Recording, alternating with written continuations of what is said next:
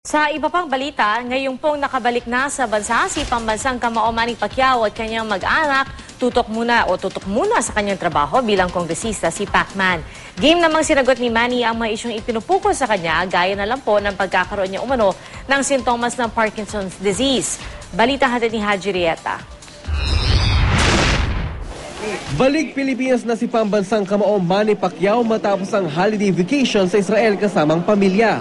Masayang humarap si Manny sa media. Nagkwento siya tungkol sa kanilang bakasyon. Happy lahat. Happy kami lahat. Inikot namin lahat.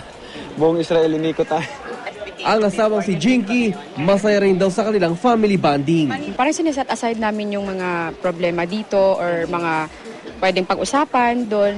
Sa Israel, pinagdiwang ng pamilya Pacquiao ang Pasko at Bagong Taon. Sinagot naman ni Manny ang isyong hinggil sa di umano'y pahayag ng isang doktor na may sintomas na raw siya ng Parkinson's disease.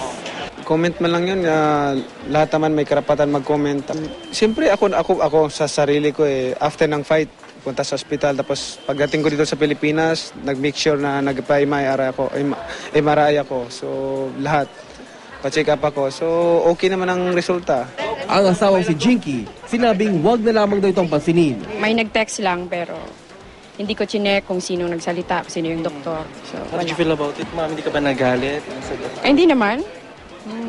Natawa nga ako Hinggil naman sa kumakalat na balitang ikalimang laban nila ni Juan Manuel Marquez sa Setyembre, sinabi ni Manny na hindi pa raw ito nakapag-usapan. Ngayong nasa bansa na si Manny, magiging abala raw muna siya sa pagiging kongresista ng Sarangani. Haji Rieta, GMA News.